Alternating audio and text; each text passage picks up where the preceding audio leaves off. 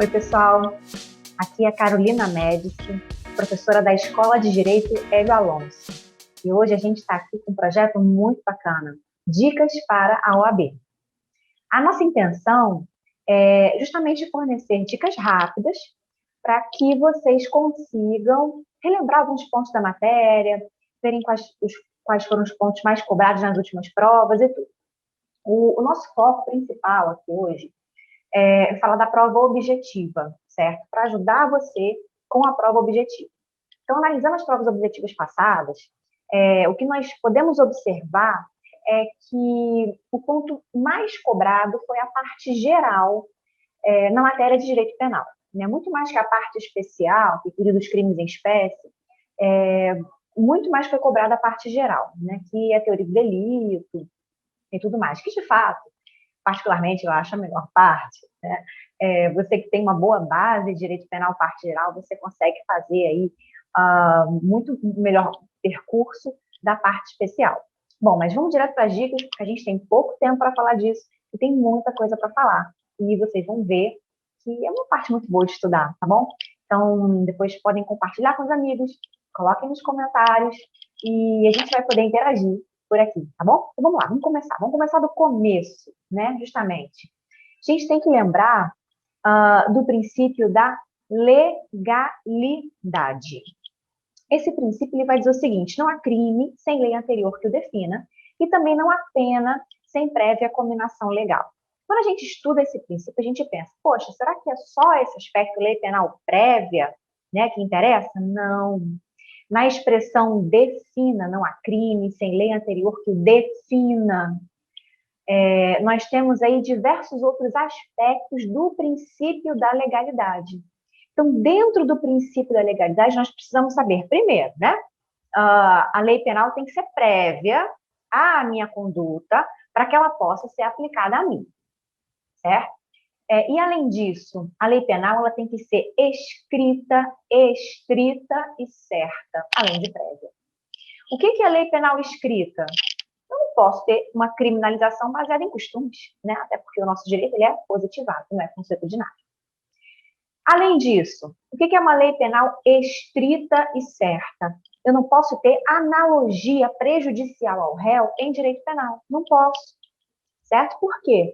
Porque cada expressão que compõe o tipo penal tem que ter o seu conteúdo jurídico definido. Eu não posso utilizar expressões vagas, indeterminadas, do senso comum. Então, por exemplo, se eu digo sobre lá o delito de peculato, né, que é a subtração praticada lá pelo funcionário público, eu tenho que saber quem é funcionário público. Vem cá, estagiário é funcionário público? Aquele cara que é jurado no tribunal do júri é funcionário público? Porque eu tenho que ter um complemento. Aliás, é até a ideia da norma penal em branco, né? Que é aquela que precisa de um complemento para que possa ser aplicada. Esse complemento, ele vem justamente para a gente respeitar o princípio da legalidade. Cada palavra que compõe o tipo penal, ela tem que ter um conceito jurídico definido. Ela tem que ter um significado jurídico. Eu preciso saber quem é funcionário público, eu preciso saber o que é droga, não é verdade? O que é droga? Está lá na lista da Anvisa, certo? São aquelas substâncias que estão listadas lá que compõem o conceito da expressão droga para a lei de drogas. Tudo isso é princípio da legalidade. Então, vamos lá. Eu tenho que ter lei penal prévia à minha conduta, ela tem que ser escrita, tem que ser estrita e tem que ser certa. Não posso ter analogia, não posso ter emprego de expressões de senso comum que não tem conteúdo jurídico definido. Já que eu falei de lei penal prévia, a gente também tem que lembrar que o tempo do crime, não é verdade? Quando é que eu considero um crime praticado? Esse crime é praticado no momento da conduta, mesmo que outro momento seja o do resultado. A gente adota em relação ao tempo do crime a teoria da atividade, certo? Eu considero que um crime é praticado no momento da conduta, ainda que outro seja o momento do resultado. Então, no dia da conduta, eu vou ver qual é a lei que já está em vigor, porque a lei penal tem que ser prévia. Carol, e se vier a lei penal posterior, ela vai poder retroagir? Só se for em benefício. Então, a lei penal, ela não retroage, salvo em benefício do réu. É o princípio da irretroatividade maligna da lei penal. Então, falamos de legalidade, falamos da irretroatividade, falamos um pouquinho de tempo do crime, né, que eu considero o crime praticado no momento da conduta, ainda que outro seja o momento do resultado. E fica aqui só um parêntese, tá? Para lembrar, em relação ao lugar do crime é diferente. Em relação ao lugar do crime, a gente adota a teoria da ubiquidade, certo? Ou seja, eu considero que um crime foi praticado no Brasil se no Brasil ocorreu a conduta ou se foi aqui no Brasil que ocorreu ou ocorreria o resultado. Teoria da ubiquidade ou mista em relação ao lugar do crime. Então, como é que eu posso considerar que um crime foi praticado no Brasil? Se aqui no Brasil, no território brasileiro, ocorreu a conduta, ou se aqui no Brasil ocorreu ou ocorreria o resultado, tá bom? A gente até acabou antecipando um conteúdo que é a nossa territorialidade. E falando de territorialidade, né? A gente aplica a lei penal brasileira ao crime praticado no território nacional, não é verdade? E quando é que um crime praticado no território nacional? Se aqui no território nacional aconteceu a conduta, ou se aqui no território nacional aconteceu ou aconteceria o resultado. Nós temos no Código algumas extensões de território nacional, né? O território nacional compreende o solo, as águas internas, o mar territorial e o espaço aéreo correspondente.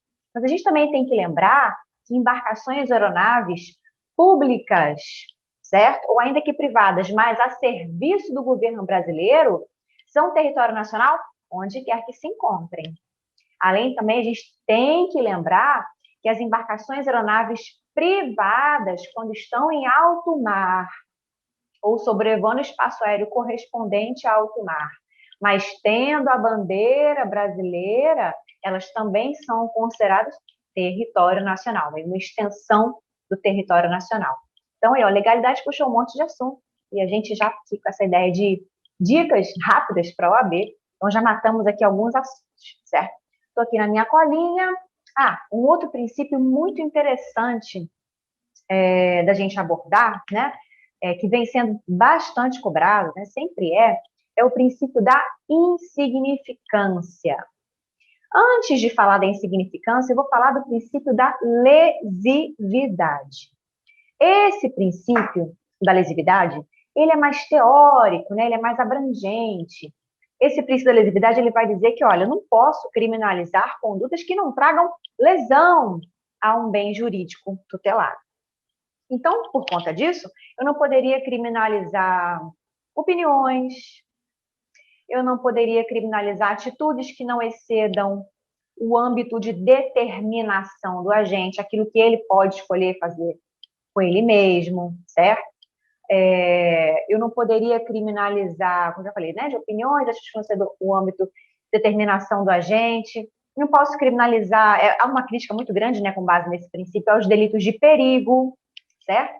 Porque crime de perigo é aquele que não tem lesão. Você vai punir o perigo criado por aquela conduta. Então, o princípio da lesividade funciona muito para criticar os delitos de perigo.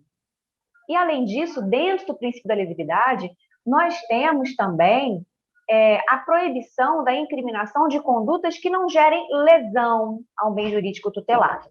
E aí, com base nisso, a gente pensa no princípio da insignificância, que tem um caráter mais prático.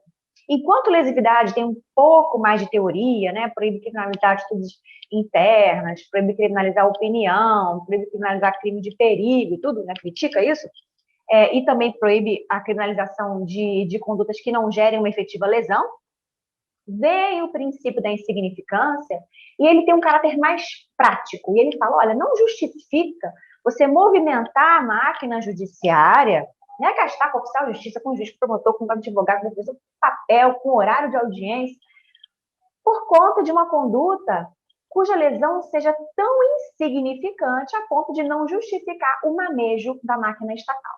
E aí vem o princípio da insignificância. Só que o STF, ele começou a observar a prática da significância. Então, nós começamos a ver diversas críticas falando, então a pessoa que vive de furtar celulares de pequeno valor nunca vai poder ser criminalizado, não vai poder responder por nada e tudo. Então o STF, ele colocou alguns requisitos para a aplicação do princípio da insignificância. São 4 requisitos, certo? Esses requisitos são cumulativos, ou seja, temos que ter todos eles, não basta 1 e 2, não, tem que ter os 4 requisitos que o STF elegeu, né? São 4 requisitos para o princípio da insignificância. O primeiro requisito é a mínima ofensividade da conduta do agente. Então, a gente vai ver, olha, a gente vai perquerir, vem cá, essa conduta, né? Quão ofensiva ela foi? Né? O que ela atingiu? Que tipo de bem jurídico ela atingiu? Então, mínima ofensividade da conduta do agente. Eu estou usando as expressões literais que o STF utiliza. Depois, nenhuma periculosidade social da ação. Enquanto a mínima ofensividade olha para aquela atitude, né, do ofensor em relação à vítima, nenhuma periculosidade social da ação olha aqui para o entorno. Vem cá, como é que foi, né?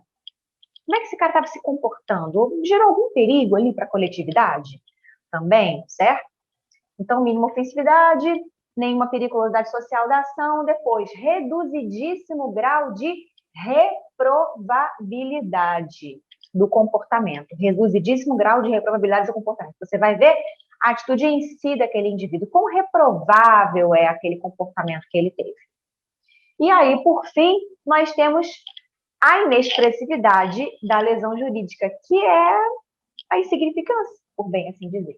Então, nota que não é só o bem subtraído ser de pequeno valor ou de pequena monta.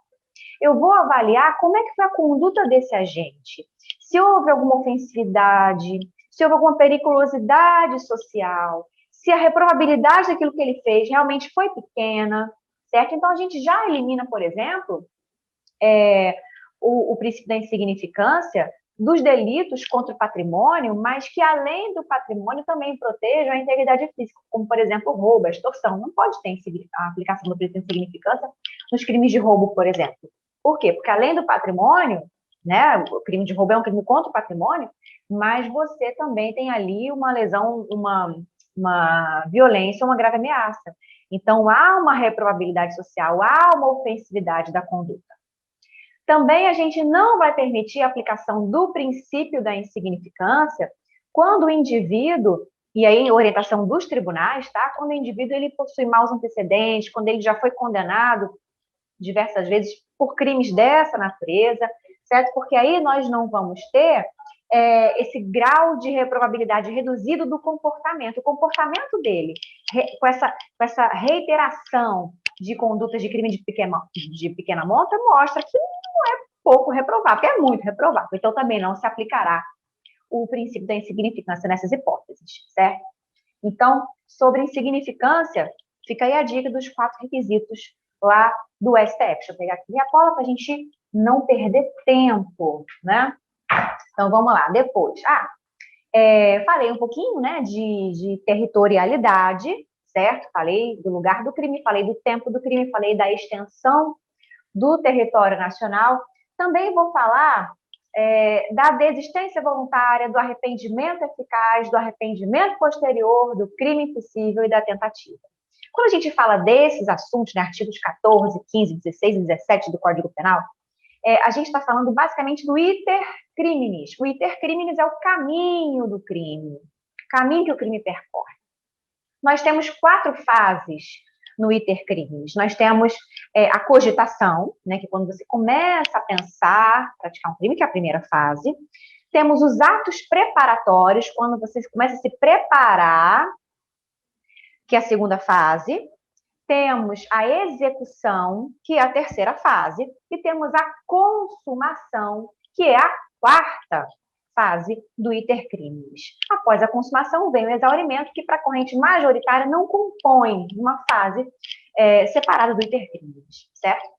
Então, tanto a cogitação quanto os atos preparatórios, eles não são puníveis, né? Ou seja, a primeira fase e a segunda fase, cogitação e atos preparatórios, respectivamente, não são puníveis, salvo se configurarem um crime autônomo, certo? Ou seja, eu começo a pensar em matar alguém, só que for capaz de ler a minha mente para poder me prender por tentativa de homicídio? Não, porque, né, estou cogitando, isso não é crime, né? Você vai todo mundo preso aqui, tá vendo, né? Vamos lá. Mas se eu começar a pensar junto aqui, vamos lá, eu me reúno com outras pessoas, né, pelo menos mais duas, com a intenção de praticar crimes. Isso deve lembrar para vocês um tipo penal específico, né, que é a associação criminosa, que é, inclusive, extremamente criticado, né, até pelo princípio da lesividade, que nós já vimos, porque eu estaria criminalizando um pensamento ou uma ideia, também porque é um crime de perigo, certo? Então, altamente criticado o crime de associação criminosa, teoricamente. E aí configuraria um crime autônomo. Mas não é o caso aqui do nosso itercrimes. O itercrimes, esse caminho do crime que eu estou tratando com vocês, eu estou pegando aqui como um exemplo um delito de homicídio. Quero praticar um delito de homicídio, né? Então, estou pensando, podem me prender? Não, não podem, porque cogitação. Eu quero matar essa pessoa envenenada. Então, eu vou no mercado, compro um bolo, compro um veneno, faço um bolo envenenado. Então, estou me preparando. Se alguém me interpelar no meio do caminho, eu vou falar, vou fazer um bolo envenenado. Estou comprando fazer um bolo envenenado. Pode me prender por tentativa de homicídio? Também não, porque estou me preparando. E até onde eu sei, comprar bolo, massa de bolo, não é crime nenhum, certo? Então, atos preparatórios do homicídio que eu quero praticar. Agora, se eu estivesse comprando aí uma arma com numeração raspada, aí isso é um crime autônomo. Eu não vou responder quando eu compro lá aquela arma com numeração raspada por tentativa de homicídio. Eu vou responder pelo crime autônomo de ter aquela arma, certo? Sem a devida licença. Então, cogitação, atos preparatórios. As duas primeiras fases não são puníveis, salvo se configurarem crime autônomo. Quando eu começo a executar a minha conduta, quando eu começo a conjugar o verbo do tipo, aí eu tenho o início da execução. Ao terminar o verbo, quando eu conjugo o verbo matar alguém, quando a pessoa morre, eu tenho a consumação. Então, para ter o crime consumado, eu tenho que conjugar o verbo do tipo. Homicídio, matar. Matei, a pessoa morreu, tá consumado lá o delito de homicídio. Então, a execução, ela compreende as ações... Deixa eu beber uma aguinha aqui, gente. Estou falando sem parar, né? A execução compreende as ações anteriores, obviamente, né? A consumação é aquilo que você precisa fazer, movimentar o corpo ali para conseguir conjugar aquele verbo do tipo penal. Se durante a execução você não consegue prosseguir por circunstâncias alheias à sua vontade, algo que você não queria que acontecesse, aconteceu, impediu você de prosseguir, você responde a título de tentativa do crime que você queria. Certo? Então, se eu queria matar alguém, apareceu a polícia no meio do caminho, consegui matar a pessoa, tentativa de homicídio. Certo? A tentativa é uma causa de diminuição de pena. Então, quanto mais distante você estiver da consumação, maior será a fração de diminuição de pena que vai incidir na sua dosimetria da pena. Quanto mais próximo você estiver da consumação do delito, menor vai ser a fração de diminuição de pena que vai incidir lá na terceira fase da sua dosimetria da pena, que é quando incidem as causas de aumento e diminuição, respectivamente. Então, aí, beleza, se alguma coisa acontece que faz você parar no meio do caminho, circunstância alheia à sua vontade, impede você de consumar o delito, você responde a título de tentativa. Se nada impede você e você conjuga o verbo do tipo, você consuma aquele crime, maravilha, crime consumado.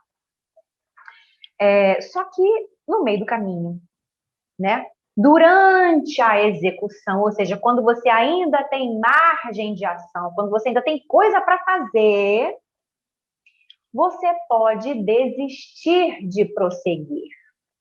E aí você tem a desistência voluntária.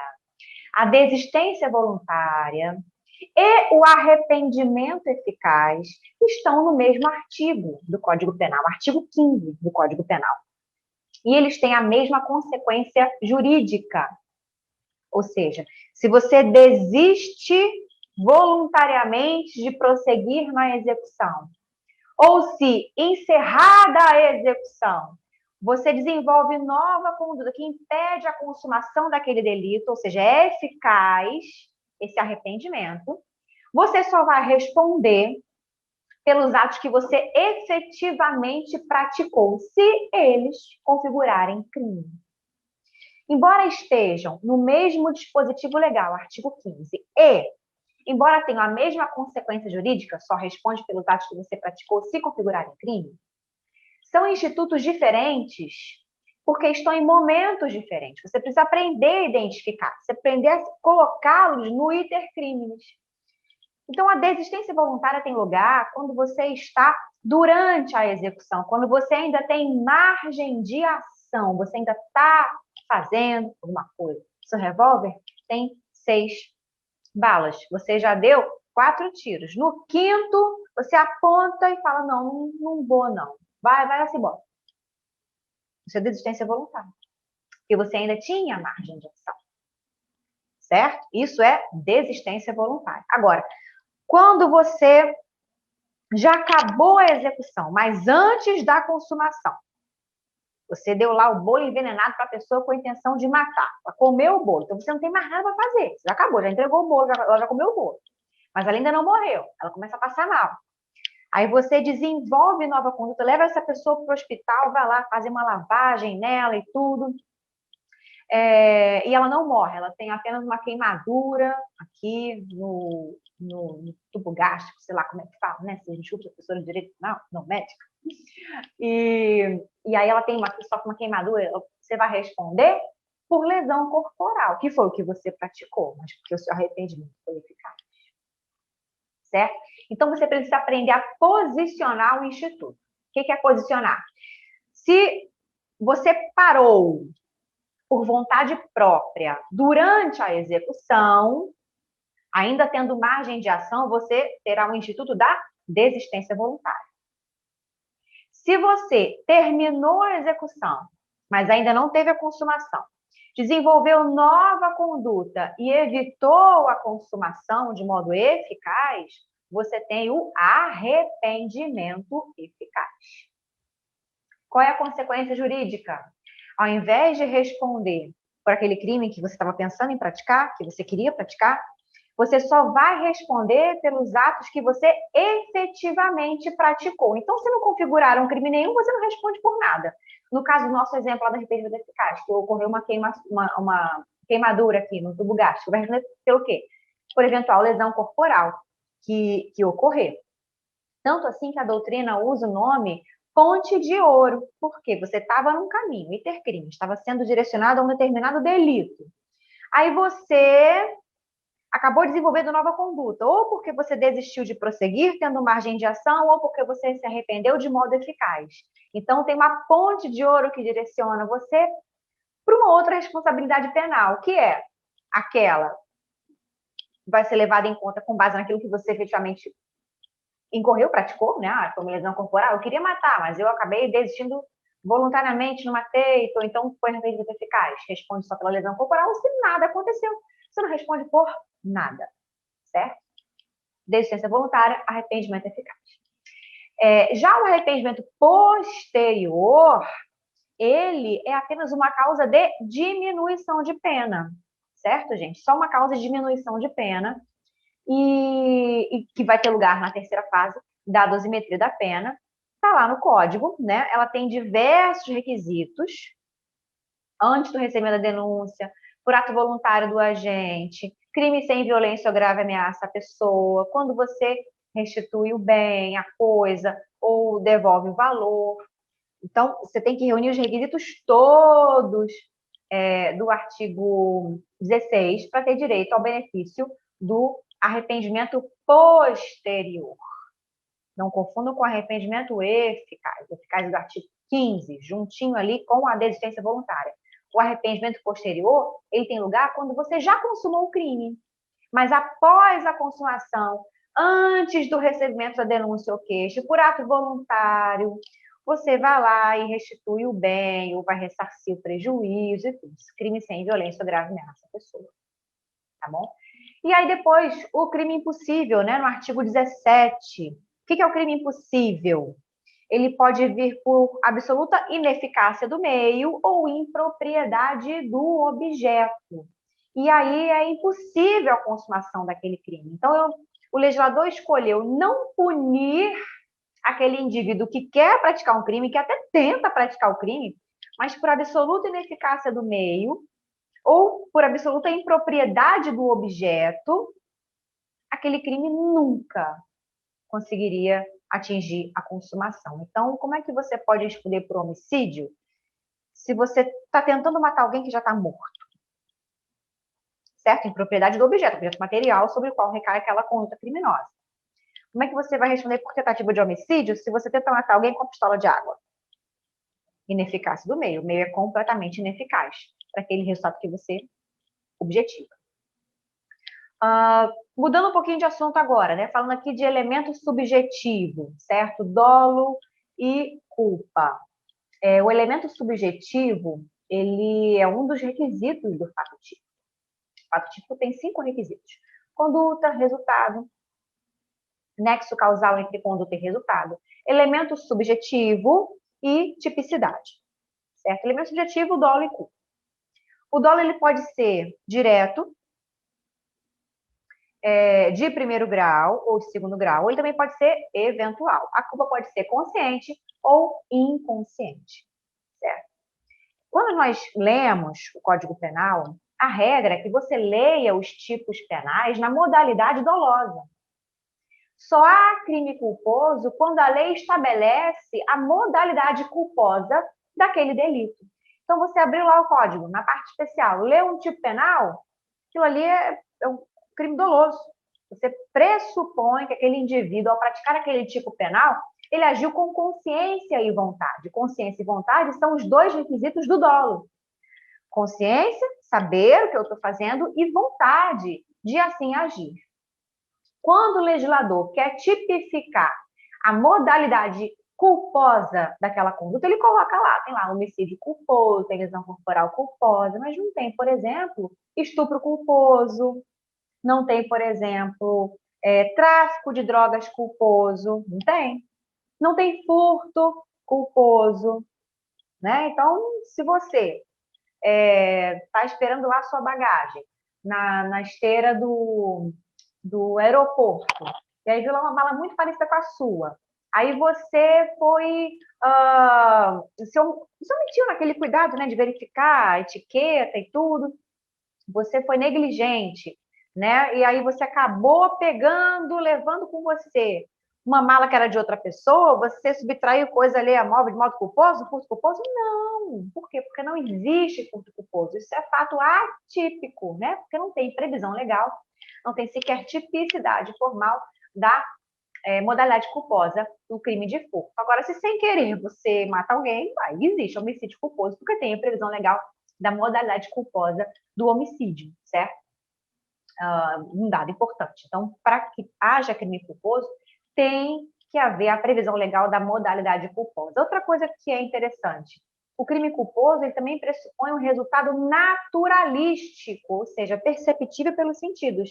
Tem 2 exceções na lei de drogas, tem uma exceção de uma conduta culposa, que é a conduta do médico que prescreve ou ministra droga sem que o paciente precise ou acima do que ele precisa. Basta isso. O paciente não precisa tomar e passar mal. Nada disso. Não precisa nem comprar. E também tem uma outra que é relativa às armas. Quando você deixa uma arma ao alcance de um menor, uma pessoa que não é capaz, sobre essa segunda exceção, alguma controvérsia, mas não é esse o caso aqui agora, tá, gente? Eu quero só mostrar para vocês um pouquinho de pincelada aqui do crime culposo e do crime doloso. Eu acabei falando, né, sobre os requisitos do fato típico. Voltando um pouco à fita, né, dentro do conceito analítico de crime, o delito ele é composto de 3 substratos: fato típico, ilicitude e culpabilidade.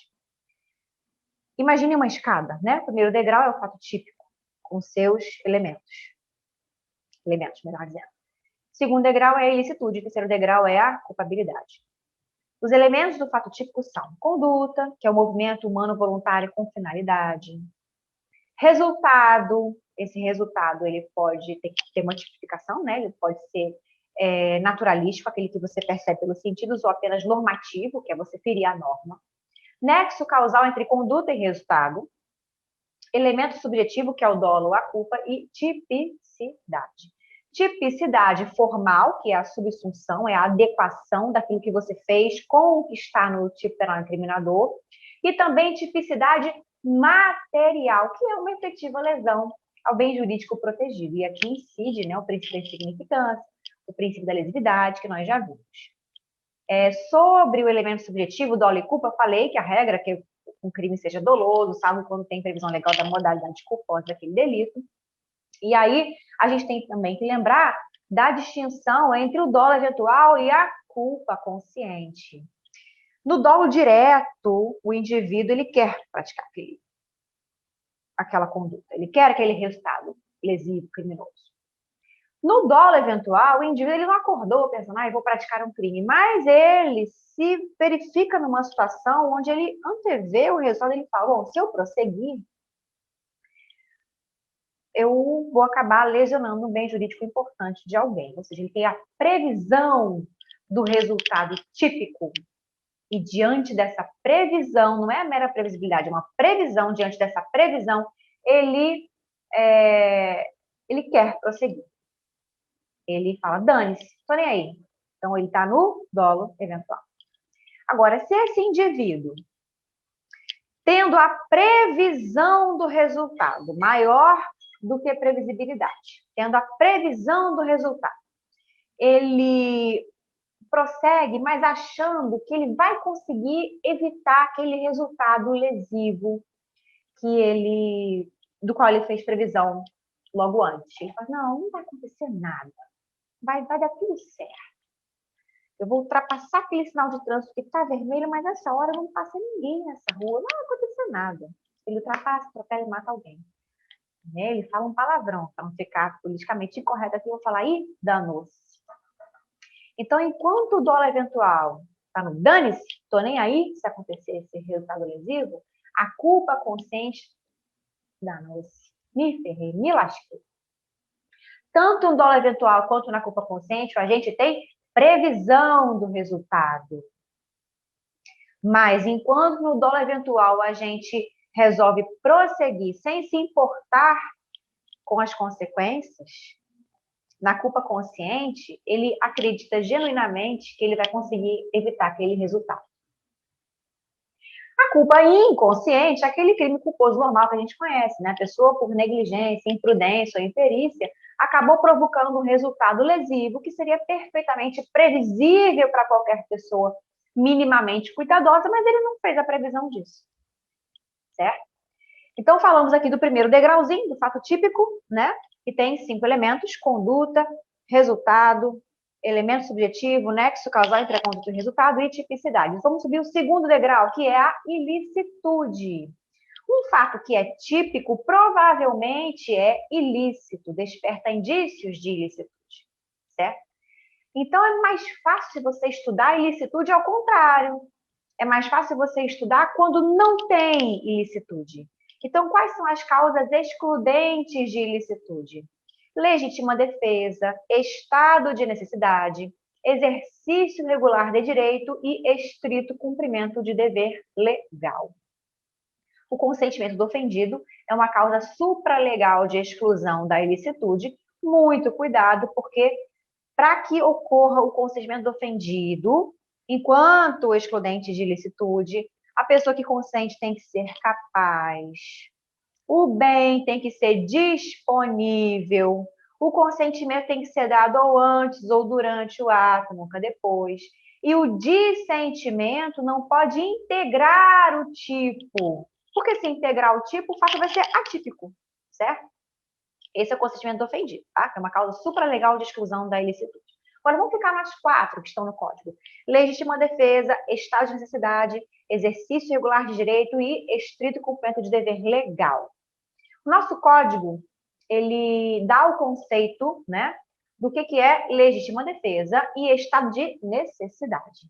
Na legítima defesa, você se defende de uma injusta agressão, tem destinatário certo, é uma agressão. No estado de necessidade, você se defende de um perigo que não tem destinatário certo. É um tsunami, um naufrágio, um incêndio, um cachorro maluco? Na legítima defesa, alguém está com uma faca apontando para você? Ou alguém atiça um cachorro para lhe atacar? É uma agressão. Você pode usar a legítima defesa ou estado de necessidade, tanto para bem jurídico próprio como de terceiro, certo? Outra coisa interessante. Na legítima defesa, você tem que ter uma agressão atual ou iminente, prestes a acontecer. A agressão passada, gente, é mera vingança, tá bom? No estado de necessidade, o nosso legislador só fez a previsão do perigo atual, não fez a previsão do perigo iminente, embora a jurisprudência venha aceitando ali também o perigo iminente, mas no código está só o perigo atual. Então, falei um pouquinho de exclusão de ilicitude, certo? E agora, o terceiro substrato do delito, que é a culpabilidade. A culpabilidade, enquanto terceiro substrato do delito, tem 3 elementos: imputabilidade, potencial consciência da ilicitude e exigibilidade de conduta diversa. Imputabilidade, você ser maior de idade, e aí o critério é puramente biológico. Tem 18? É imputável. Não tem. 17 anos, 11 meses, 29 dias é inimputável. Imputabilidade pela idade, certo? Critério puramente biológico. Desenvolvimento mental incompleto ou retardado, critério biopsicológico. E, por último, desenvolvimento mental incompleto ou retardado. Oh, meu Deus, Carolina, lembra? Embriaguez completa e involuntária. Ou seja, alguém colocou alguma coisa na sua comida, na sua bebida, você ficou completamente entorpecido, não foi você não é você, tá bebendo um pouquinho, não quero mais, não é isso. É alguém entorpecer você perder completamente os sentidos e acabar lesionando o bem jurídico alheio, né? Então, imputabilidade você verifica nessas 3 formas. Você vai excluir a imputabilidade, ou seja, você vai ter causas de inimputabilidade se você for menor de idade, tiver desenvolvimento mental incompleto ou retardado ou embriaguez completa e involuntária. Segundo elemento da culpabilidade, potencial consciência da ilicitude. Potencial, possibilidade, consciência, saber, ilicitude, que age contrariamente à norma. A única hipótese que exclui a potencial consciência da ilicitude é o erro de proibição invencível. Só o erro de proibição invencível exclui a potencial consciência da ilicitude. E o último elemento da culpabilidade é a exigibilidade de conduta diversa. Poderiam exigir que você agisse de outro modo, certo? O que é que vai excluir a exigibilidade de conduta diversa? Quais são as causas de inexigibilidade de conduta diversa? Coação moral irresistível e obediência hierárquica à ordem não manifestamente ilegal. A jurisprudência vem tentando colocar aí algumas hipóteses supralegais de inexigibilidade de conduta diversa, tá? Mas, por enquanto, legais, só temos a obediência hierárquica, a ordem não manifestamente ilegal e a coação moral irresistível. E aí, com isso, a gente acaba a culpabilidade. Que mais? E para a gente finalizar aqui, porque nos resta pouco tempo, vamos falar um pouquinho sobre teoria do erro. Erro de tipo essencial, erro de proibição, erro de tipo permissivo, erro de tipo acidental. No erro de tipo essencial, ele não quer praticar crime. Não quer. Mas ele pratica uma conduta descrita no tipo penal porque ele errou quanto a uma elementar do tipo. Ou seja, na cabeça dele, por exemplo, tinha lá transportar remédio. Falaram para ele que naquela caixa ali que ele estava transportando tinha remédio. Pediram para ele, leva essa caixa aqui. Então, na cabeça ele transportar remédio. Mas na vida real não tinha remédio, tinha droga. Então, transportar remédio, transportar droga. E transportar droga é crime. Então, no erro de tipo essencial, a gente erra quanto a uma elementar do tipo penal. Ele não sabe o que está fazendo. E ele, sem saber o que está fazendo, pratica a conduta descrita em tipo penal incriminador. Se esse erro for vencível, se qualquer pessoa na situação dele pudesse evitar esse erro, fosse evitável, ele responde por crime culposo, se houver previsão legal da modalidade culposa. Agora, se esse erro for invencível, qualquer pessoa naquela situação dele faria a mesma coisa. Erro invencível, inevitável, ele tem o dolo e a culpa excluída, então ele não responde por nada. Esse é o erro de tipo essencial. O erro de tipo... o erro de proibição, antes de falar do permissivo, o erro de proibição, ele incide em relação a você compreender que o que você faz é contra a norma. No erro de proibição, o indivíduo sabe o que está fazendo e quer fazer o que está fazendo. Ele só não sabe que o que ele faz é contra a norma. Então, se esse erro, por exemplo, de proibição, se esse erro for vencível, se esse erro for evitável, você vai ter apenas uma diminuição de pena. Até porque ninguém pode alegar desconhecimento da lei. Mas se esse erro for invencível, inevitável, exclui a culpabilidade, não vai ter crime. Por quê? Porque faltou a potencial consciência da ilicitude. Carol, me dá um exemplo? Dou. Você é de um outro país e no outro país você pode andar com munição. Aqui no Brasil você não pode. Aí você entra no país portando munição. Você sabe o que está fazendo. Você sabe que está portando munição. Não pode. É proibido por lei. Então, nota, você sabe o que faz, você quer fazer o que faz, mas você não sabe que aquilo que você está fazendo, que é portar munição, é proibido aqui. E aí eu te pergunto, qualquer pessoa venceria esse erro? Veja quem é essa pessoa, de onde ela vem, né? Como é que é? Esse cara é homem médio? Ah, sim, né? Você vai viajar para outro país, você pesquisa um pouco da legislação daquele país. Então, se esse erro é vencível, diminui a pena. Mas se esse erro é invencível, isenta de pena, porque não há potencial consciência da ilicitude. Depois, o erro de tipo permissivo é aquele onde o agente imagina viver uma situação de fato que na realidade não existe, mas que se existisse, o autorizaria a agir daquela forma. É o famoso erro sobre as discriminantes putativas. Discriminantes são as excludentes de ilicitude. Putativo é imaginário. Então, ele vive uma hipótese de legítima defesa putativa, de estabilidade putativa, imaginário. Então, ele imagina viver uma situação de fato que na realidade não existe. O erro dele é quanto à percepção do acontecimento. Né? Ele imagina que alguém está vindo matá-lo, então ele se antecipa e, pum, atira na pessoa. Quando ele vai ver, pô, a pessoa está apenas botando a mão no bolso, pegar um celular. Então, ele imaginou viver uma situação de legítima defesa, quando na realidade não vivia. Se esse erro for evitável, vencível, o indivíduo responde por crime culposo, se houver previsão legal da modalidade culposa. Agora, se esse erro foi inevitável, invencível, qualquer pessoa na situação dele faria a mesma coisa, ele fica isento de pena, certo?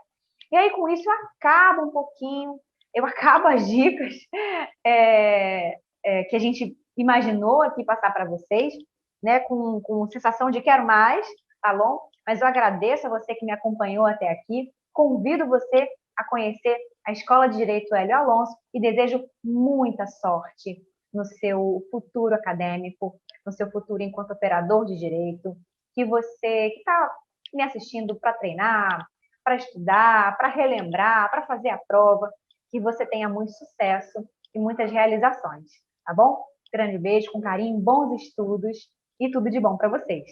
Tchau, tchau!